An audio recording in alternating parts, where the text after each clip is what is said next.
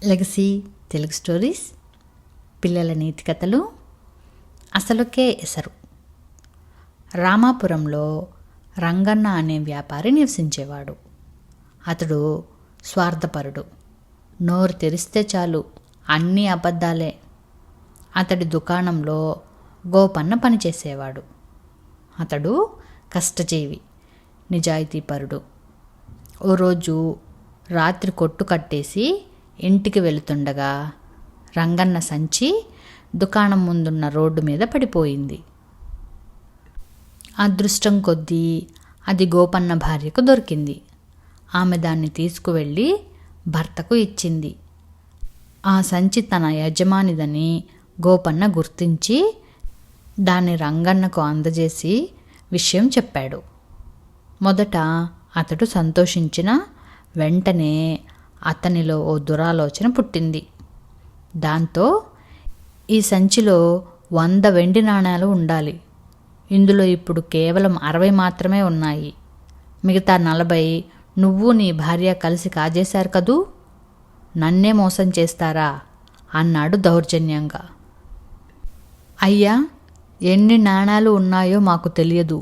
నేను నా భార్య అసలు సంచిని విప్పనే లేదు. ఒకవేళ మాకు నిజంగా దురుద్దేశమే ఉంటే అసలు మీకు సంచిని ఎందుకు ఇస్తాం? మొత్తం మేమే తీసుకువెళ్ళేవాళ్ళం కదా అన్నాడు. ఈ సమాధానంతో రంగన్నకు కోపం వచ్చింది.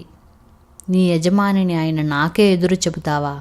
పద రాజు దగ్గరకు అని రాజదర్బారుకు తీసుకెళ్ళాడు. సమస్య మొత్తం విన్న రాజుగారు కాసేపు ఆలోచించి తర్వాత మంత్రి వైపు చూసి, ఈ సమస్య ఏమిటో మీరు పరిష్కరించండి అన్నాడు. మంత్రి గోపన్నను అతని భార్యను విచారించాడు. వారు తమకు దొరికిన సంచిలో అసలు ఎన్ని నాణేలున్నాయో, అవి వెండివో బంగారానివో రాగివో తమకు తెలియదని, ఆ సంచి తన యజమానిదిలా ఉందని గుర్తించి నేరుగా తీసుకుని ఆయనకే అప్పగించామని ఎంతో నమ్మకంగా చెప్పారు. రంగన్న మాత్రం లేదు లేదు, ఈ సంచిలో నిజానికి 100 వెండి నాణాలు ఉండాలి, కానీ 60 మాత్రమే ఉన్నాయి, అంటే 40 వీళ్లే కాజేసి ఉంటారు అని మొండిగా వాదించాడు. మంత్రి ఒక్క క్షణం ఆగి, మహారాజా, నాకు ఓ వారం గడువు ఇప్పిస్తే ఈ సమస్యను పరిష్కరిస్తాను అన్నాడు. అందరినీ ఓ వారం ఆగి రమ్మని మహారాజు ఆజ్ఞాపించాడు. వారం తర్వాత రంగన్న, గోపన్న భార్య హాజరయ్యారు. రంగన్న మీద నాకు చాలా నమ్మకం ఉంది. అతడు అసలు అబద్ధాలు ఆడడు. అతడు చెప్పినట్లు అతడి సంచిలో నిజంగా 100 నాణేలు ఉండాలి. కాబట్టి 60 నాణేలున్న సంచి అతనిది కానే కాదు.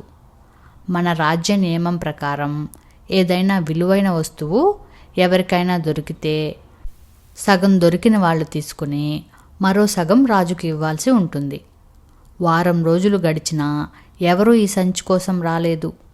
కాబట్టి 30 వెండి నాణాలు గోపన్నకు ఇచ్చి మిగతా 30 మన ధనాగారంలో జమ చేయడమే న్యాయం మహారాజా అన్నాడు మంత్రి. శబాష్, అద్భుతంగా తీర్పు చెప్పారు అంటూ మంత్రిని మహారాజు మెచ్చుకున్నారు. రాజుకు ఎదురు చెప్పలేక తన అత్యాశ వల్లే అసలుకు ఎసరు వచ్చిందని బాధపడుతూ అక్కడి నుంచి మౌనంగా వెళ్ళిపోయాడు రంగన్న.